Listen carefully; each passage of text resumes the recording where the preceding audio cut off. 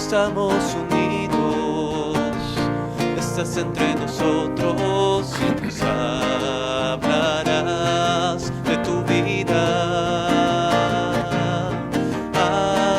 Aleluya, aleluya,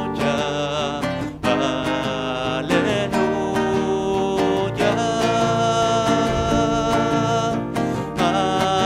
aleluya, aleluya,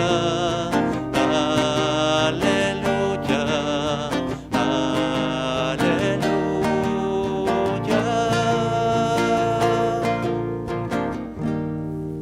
El Señor esté con ustedes. Lectura del Santo Evangelio según San Juan. Por la señal de la Santa Cruz de nuestros enemigos, liberado Señor Dios nuestro. En aquel tiempo Jesús exclamó: el que cree en mí, en realidad no cree en mí, sino en aquel que me ha enviado. Y el que me ve a mí, ve al que me ha enviado. Yo como luz he venido al mundo, para que todo el que crea en mí no permanezca en tinieblas. Al que escuche mis palabras y no las cumpla, yo no lo juzgo, porque no he venido para juzgar al mundo, sino para salvarlo. El que me rechaza y no acepta mis palabras, ya tiene quien lo juzgue. La palabra que yo he anunciado es la que lo juzgará en el último día. Porque yo no he hablado por mi cuenta.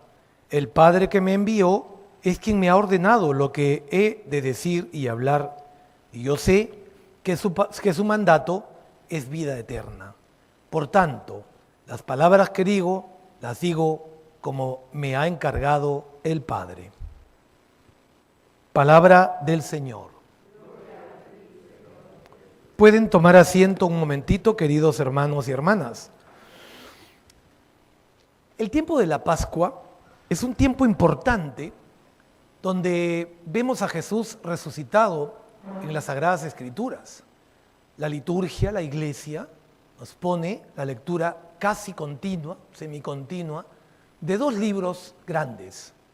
El libro de los Hechos de los Apóstoles en la primera lectura, donde terminamos de leerlo todo, estamos ya un poquito más de la mitad de la Pascua, y en el Evangelio de San Juan.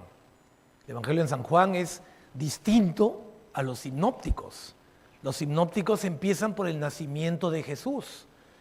Son ascendentes. Empieza Jesús bebito y se va narrando la vida pública de Jesús. En el Evangelio de San Juan no. Empieza diciendo, la palabra se hizo carne. Por lo tanto, hoy día es un día muy importante. En este capítulo 12, versículos del 44 a 50 que hemos leído de San Juan, se nos hace un resumen de la primera parte. San Juan tiene en su evangelio dos partes. El libro de los signos, que hoy día lo acabamos, y ahora da el paso al libro de la gloria, se llama así. Y en el libro de los signos, justo en el evangelio que hemos leído hoy día, Jesús nos da algunas ideas que son resumen de las cosas que nos ha ido diciendo y que nos ha ido contando Juan. Por ejemplo, ¿no? Dice, el Hijo es la revelación del Padre, número 1. Número 2, Jesús vino como luz al mundo, como la luz del mundo, dice, rechazarle implica morar en las tinieblas. Tercero, Cristo no vino como juez para condenar al mundo, sino como su Salvador. Cuarto, lo que nos dice Juan, quien rechaza las palabras de Cristo será juzgado por ellas. Quinto, Cristo no habló sus propias palabras, sino las que el Padre les había dado. Estas 5 ideas son para meditar en un retiro de una semana, un día cada idea. Hoy día quiero hacer una pequeña reseña de una de ellas. ¿De cuál? ¿De cuál dirán? Jesús vino como luz del mundo.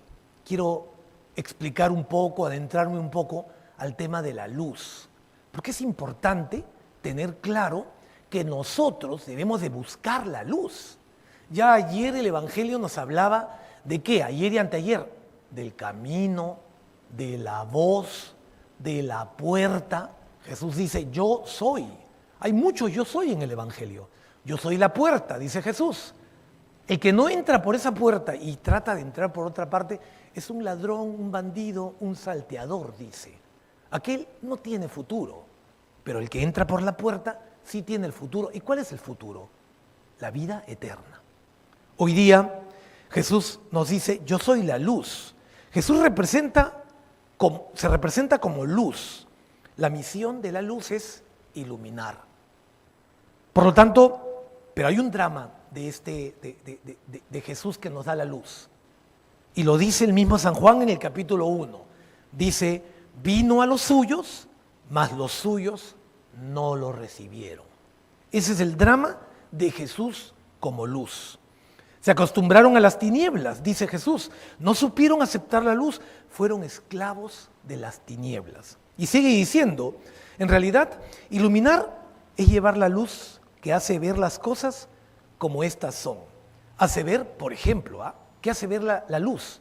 Te hace ver la libertad, te hace ver la verdad y te hace ver el camino por donde uno tiene que seguir. Ahí está la función de la luz. Cuando ustedes le pregunten, oye, ¿y qué cosa te da la iglesia? Porque ahora todo es práctico en este mundo, en este siglo en que vivimos, en estos tiempos ya desde hace más de 100 años, el racionalismo invade un poco nuestra cultura. Y por ahí uno de tus hijos o tus nietos te puede preguntar, ¿y tú qué ganas en la iglesia? Las respuestas son miles, pero hay una respuesta clave que yo creo que tenemos que tener claro todos. ¿Qué nos da la iglesia? ¿Qué nos da Jesús? Nos da la primera, luz. ¿Y para qué sirve la luz? Para diferenciar entre el bien y el mal. Nadie te da eso. Si tienes una buena conciencia, una conciencia recta y bien formada, que se va formando a lo largo de los años, pues te vas a dar cuenta qué cosa es el bien y qué cosa es el mal. Ahora, ¿qué está pasando? Que resulta que el relativismo confunde el mal por el bien por el mal.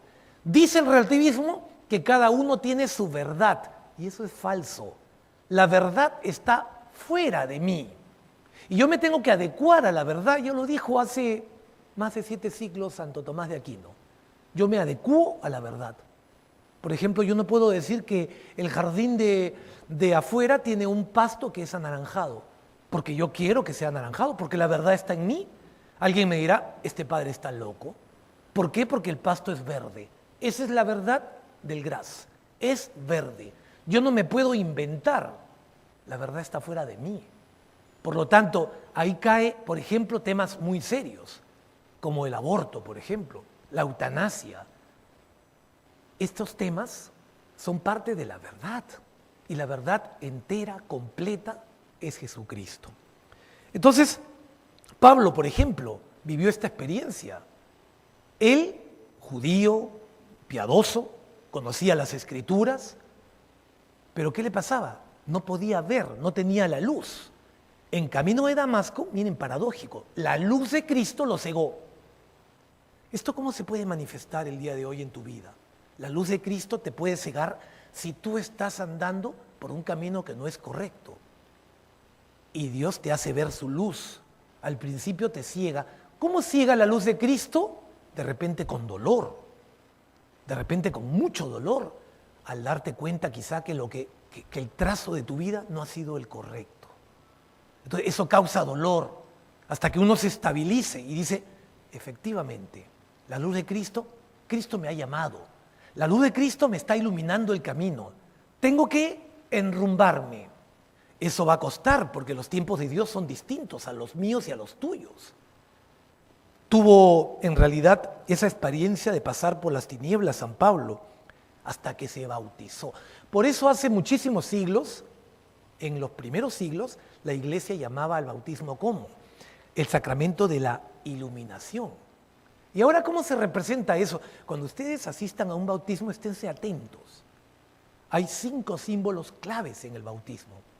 El primer símbolo son crucecitas, es una crucecita en la frente, que tiene esa manifestación tiene un significado.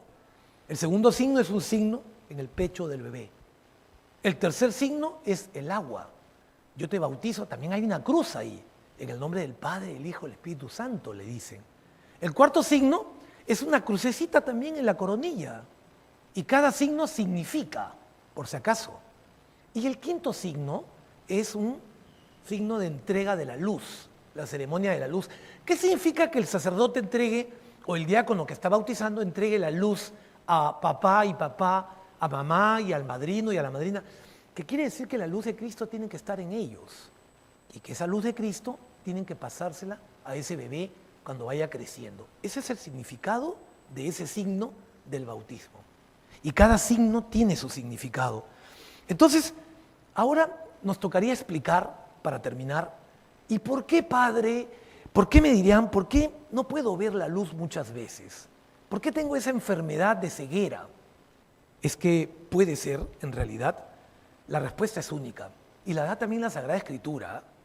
Yo les voy a dejar de tarea que lean la primera carta de Juan, el capítulo 2, del versículo 1 hasta el 16. En el versículo 16 dice algo muy interesante, habla de la mundanidad. Y dice que la causa de la mundanidad es la concupiscencia de la carne, la concupiscencia de los ojos y la soberbia de la riqueza. Miren qué interesante. Y justo ese tema de la mundanidad es el que nos está inundando a todos ahora, sin darnos cuenta.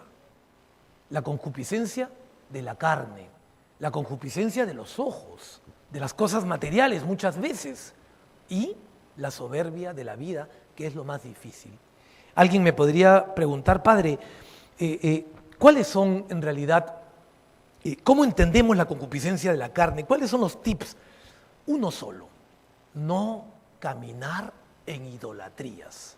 A eso se refiere en la primera de Juan, esta concupiscencia de la carne y de los ojos. Así de fácil. No caminar en idolatrías. ¿Y qué cosa es caminar en idolatrías? Poner otra cosa antes que a Dios. Yo siempre le explico a una mamá que está equivocada, por ejemplo, y que, por ejemplo, su hijo ya empieza a tener manifestaciones de malas conductas o de pedir todo y de encerrarse en su cuarto si es que no le das las cosas. A la mamá se le dice, el amor a tu hijo ha sido muy grande, pero no ha pasado por el corazón de Cristo. Al principio no me entiende, entonces yo le explico así. ¿Cómo es que tiene que pasar tu amor a tu hijo? Primero tiene que pasar por una especie de escudo que es el corazón de Cristo. Ahí el amor humano se purifica y de ahí pasa al amor a tu hijo. Pero ¿qué es lo que pasa normalmente? Dejamos de lado a Dios y decimos, quiero darle todo el amor a mi hijo. Quiero que no le falte nada, quiero cumplir todos sus caprichos, quiero darle todo para que no tenga las carencias que yo tuve cuando en la época del terrorismo, donde que había que hacer cola, donde... Entonces ahí nos equivocamos. Ayer alguien me preguntaba en confesión, padre, no hay escuela de padres, porque yo en mi parroquia tengo muchos de estos problemas. No hay escuela de padres. Es que la Sagrada Escritura es la escuela de padres, es la escuela personal, es la escuela de familia, es la escuela de iglesia. Si tú lees la Sagrada Escritura, te vas a dar cuenta que lo que más hace Jesús es enseñar. ¿Para qué vino Jesús al mundo? La respuesta fácil es, ay padre, ¿cómo me pregunta eso? Para salvarnos pues. Sí, pero hay otra respuesta muy buena también paralela a ella. Vino para salvarnos y vino para enseñarnos también. Y la Sagrada Escritura nos enseña a diario. Y por eso es que uno tiene que tomar mucha atención al Evangelio y a la explicación del Evangelio. Por lo tanto, alguien me podría decir, ¿y cuáles son esas idolatrías, padre, en mi vida? Porque el Evangelio siempre hay que traerlo al año 2021. Siempre hay que traerlo al año 2022, 2000 años después. Bueno, pues esas idolatrías tienen ahora sus consecuencias, o mejor dicho, sus causas. Por ejemplo, el dinero. Toda la vida el dinero ha sido causa de idolatría. Jesús ya lo decía, no pueden servir a dos señores al mismo tiempo. Miren, Jesús le llama al dinero, le llama señor. O sea que es peligroso. Es peligroso cuando se maneja mal, cuando hay apegos al dinero. Segundo, la imagen, por ejemplo. Cuidado también, el ser o el parecer. Ahí está la lucha de mucha gente. ¿Quieres ser en realidad o quieres parecer? Tercero, la ciencia, el cientificismo que dice, la fe no sirve para nada, dice el cientificismo, solamente la razón. Y no saben que la razón ilumina la fe y la fe ilumina la razón también. Ya lo dijo San Juan Pablo II en una encíclica, Fe y Razón, la cual recomiendo mucho leer, Fides et Ratio. Es un documento no tan chico, pero tampoco es grande, se puede leer despacio y ahí te vas a dar cuenta que la fe ilumina la razón. Ya lo decía Pascal, matemático, físico, ¿no? El corazón tiene razones que la razón misma no entiende. Y es verdad. El cuerpo también puede ser un motivo de idolatría. Y en general, todo apego es idolatría. Hay gente que tiene apegos a las cosas, pero también, mucho cuidado, hay gente que tiene apegos a las personas. Yo puedo encontrar una mamá que está apegada a su hijo, por ejemplo, ¿sí? Y ese es un amor enfermo. Puede haber un hijo que esté apegado, mayor, que sea bueno y todo, que esté apegado a su mamá. Tanto así que me dice, y esto es verdad, padre, si mi mamá se muere, no tiene sentido que yo viva. Ese es un amor enfermo, ese es un apego. Ese amor no ha pasado por el corazón de Cristo. Y para terminar, ¿qué significa la soberbia de la vida? La soberbia es la contraposición de la humildad, pues. Y en realidad el soberbio está tan lleno de sí mismo, en realidad el corazón nunca está vacío, por si acaso. El corazón siempre está lleno. Encarguémonos, dediquémonos de llenarlo de Dios, porque si no está lleno de Dios, se llena de otras cosas raras. Y ahí es donde uno sufre. Y entonces me podrán preguntar, última pregunta, ¿cuáles son los pasos? Ahora pensaba en la mañana, que he hecho misa en mi parroquia a las 8 de la mañana, en el Santísimo Nombre de Jesús, y les decía, anoté en la mañana en mi oración 4 puntos claves para ir trabajando en la humildad. El primero, conócete a ti mismo. Que te conozcas un poco más a ti mismo. Padre, ese es fácil. Cuidado. Ya lo decía el Pórtico de Delfos. Decía, conócete a ti mismo, fuente de toda sabiduría. Ahí está. Segundo, el paso del tiempo. Cuidado, eso no significa tener muchos años, ¿ah? Hay gente que tiene muchísimos años y sigue siendo inmadura en ese sentido. Y no busca ser humilde. Pero hay la sabiduría, hay el don del Espíritu Santo que te da la sabiduría necesaria para poder caminar en humildad. También el Papa Francisco nos pide que no nos escandalicemos por las humillaciones de la vida. Por ejemplo, un enfermo de cáncer está siendo humillado por la vida y que no nos escandalicemos de eso, porque hay mucha gente que se rasga las vestiduras y dice, ¿y a dónde está Dios? ¿Y por qué permite Dios que este papá tan bueno, trabajador, que tiene a sus hijos bebitos? No hay que escandalizarse. Todo pasa por el tamiz de Dios. Dios permite las cosas. No las quiere muchas veces, pero las permite. Y de lo malo saca lo muy bueno. Ni siquiera lo bueno, lo muy bueno. Y por último, hay que vivir en verdad. El que no vive en verdad no es humilde. Se para inventando una vida que simplemente no la tiene. Vamos a pedirle a nuestra Madre del Cielo que interceda por cada uno de nosotros, que caminemos en verdad, que caminemos en humildad, que caminemos buscando la luz de Cristo. Que así sea.